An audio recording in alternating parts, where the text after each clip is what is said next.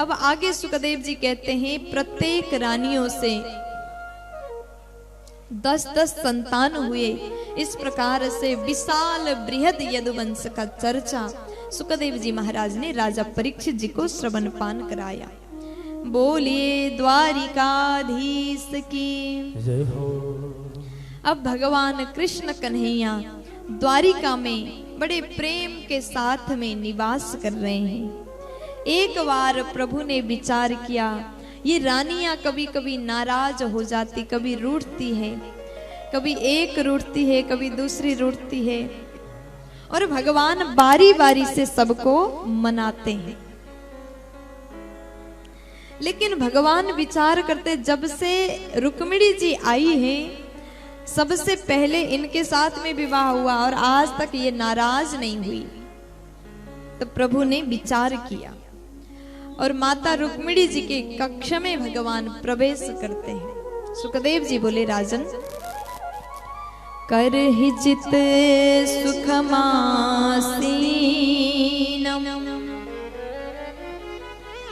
स्वतल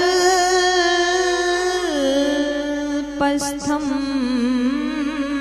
जगद गुरु पतिम पर्याचराद भैस्मी व्यजने न सखी जने। आज माता रुक्मिणी अपने कक्ष में सुखपूर्वक निवास कर रही हैं। मैया की सखियां माता जी के साथ में हैं। इतने में भगवान माता रुक्मिणी जी के कक्ष में प्रवेश करते हैं। जैसे भगवान प्रवेश करते हैं, सखियां चली गई, मैया खड़ी हो जाती, भगवान पलंग में बैठ गए और मैया जी हाथ में चमर लेकर के सेवा करने लगी, हवा करने लगी। अब भगवान कहते हैं, देवी आज मेरे मन में एक बात चल रहा है, आप कहो तो हम आपको सुना दें। मैया बोली, सुनाइए ना प्रभु, क्या बात आप सोच रहे हैं, क्या विचार कर रहे हैं। और आज सुखदेव जी महाराज राजा परीक्षित को सुना रहे हैं, राजन यहाँ भगवान कृष्ण जी ने जैसे मैया से कहा, मेरे अंदर कुछ बात चल रहा है। मैया बोली, प्रभु हमको बताइए आप क्या सोच रहे हैं। तब यहाँ भगवान कहते, देवी आप ये बताइए आपने हमसे क्यों विवाह किया। अब देखिए, शादी के इतने साल हो गए, बच्चे हो गए, तब जाकर के भगवान पूछ रहे हैं आपने हमसे क्यों विवाह किया, ऐसा क्या हम में दिखाई दिया आपको। लोग कहते हैं हमारे भीतर अच्छा गुण नहीं है, कुछ लोग हमको चोर कहते हैं, आप कहाँ महल की राजकुमारी, हम कहाँ के गाय चराने वाले, जोड़ी तो जमता नहीं, आपकी और हमारी जोड़ी अच्छी नहीं लगती। और लोग कहते हैं कि ये यशोदानंद बाबा का बेटा है, कुछ लोग कहते हैं वसुदेव देवकी का पुत्र है। मेरे तो माता पिता का भी पता नहीं है और सबसे छुप कर के डर के मैं समुद्र के शरण में रहता हूं। आप कहो तो अभी भी मैं आपको वापस छोड़ सकता हूं। भगवान ऐसी बातें कर रहे हैं, आपने हमारे भीतर क्या देखा। अब उसके बाद में सुखदेव जी महाराज कहते हैं, भगवान ने जैसे कहा कि देवी आपने हमारे भीतर क्या देखा, तो मैया रुक्मिणी जी कहती हैं, माता रुक्मिणी जी कहती हैं कि प्रभु आपने कहा मेरे अंदर कोई गुण नहीं, सच में आपके भीतर कोई गुण नहीं। भगवान बोले, अच्छा आपको सच में लगता है कि मेरे अंदर गुण नहीं। तो मैया बोली, आप निर्गुण निराकार हैं और आप सगुण साकार भी हैं।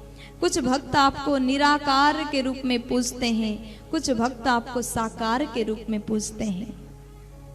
और प्रभु आपने कहा हम छुप के समुद्र के शरण में आके बैठे हैं, आप क्षीर सागर में रहने वाले हैं। आपने कहा हमारे माता पिता का पता नहीं। प्रभु आपके माता पिता कोई कैसे हो सकते हैं, आप ही तो पूरे जगत के माता पिता हैं। इतना सुंदर स्तुति किया। आपने कहा हम चोर हैं, सब हमको माखन चोर कहते हैं। प्रभु आप सच में भक्तों के मन को चुराने वाले चोर हैं। आज बड़ा ही सुंदर स्तुति मैया ने किया है। तब जाकर के भगवान बोले, देवी, मैया पहले तो बातों को सुन करके मूर्छित हो जाती। भगवान ने चतुर्भुज रूप धारण करके मैया को संभाला है। जब मैया को होश आया तो मैया ने स्तुति किया। उसके बाद भगवान कृष्ण जी कहते हैं, देवी, अयम ही परमो लाभो गृहेषु गृहमेधिनां यन्नमैर्नीयते यामः प्रियया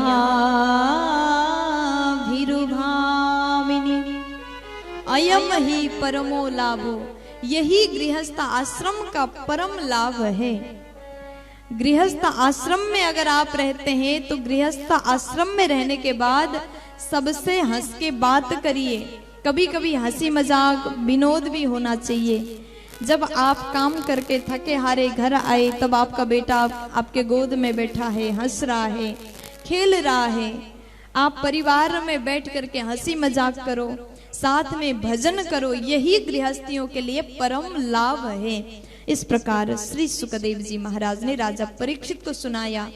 भगवान कृष्ण जी माता रुक्मिणी बैठ करके संवाद कर रहे हैं। देखो, विवाह करते हैं तो लड़का को देखा जाता है। पहले लड़का कैसा है, लड़की वाले 5 बार लड़का को देखते तब जाकर के रिश्ता फाइनल करते हैं। ऐसा ही होता है ना। जब आप अपनी बेटी का विवाह करते हैं तो दामाद को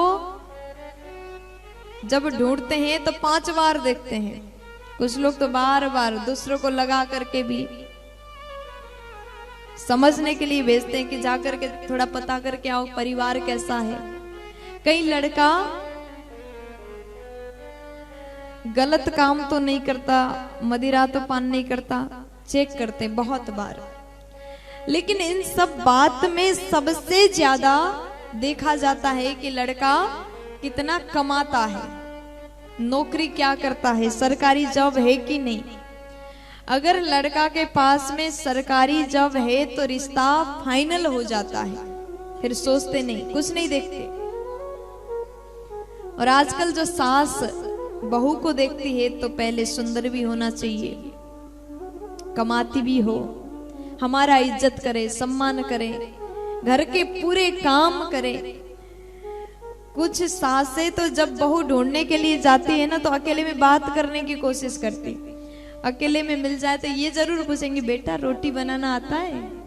प्यार से बोलो, जोर से बोलो ना।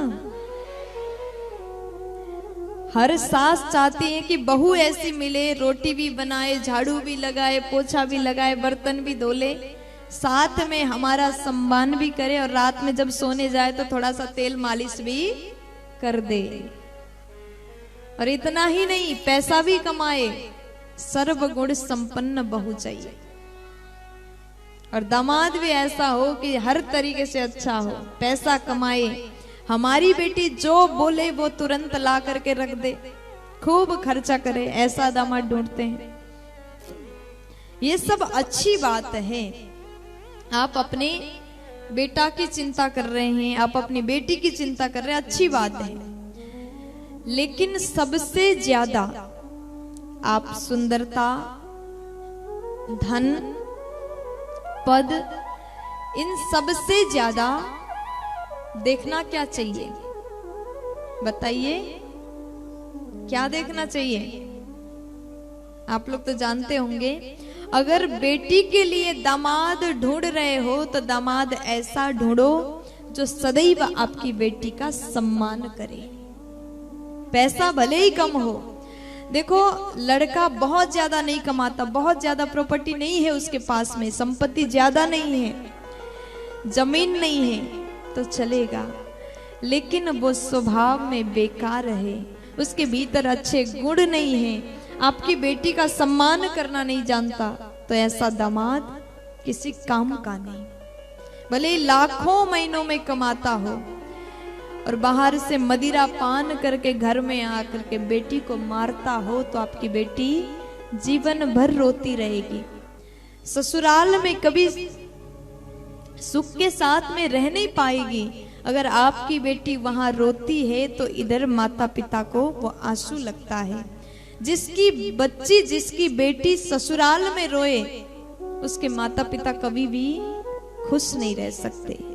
इसलिए विवाह करना है बेटी का तो सबसे पहले लड़का को देखो तो उसके स्वभाव को देखो, उसके भीतर अच्छे संस्कार होना चाहिए, अच्छा गुण हो, अच्छा संस्कार हो, सबका सम्मान करने वाला हो, मदिरा पान ना करने वाला हो।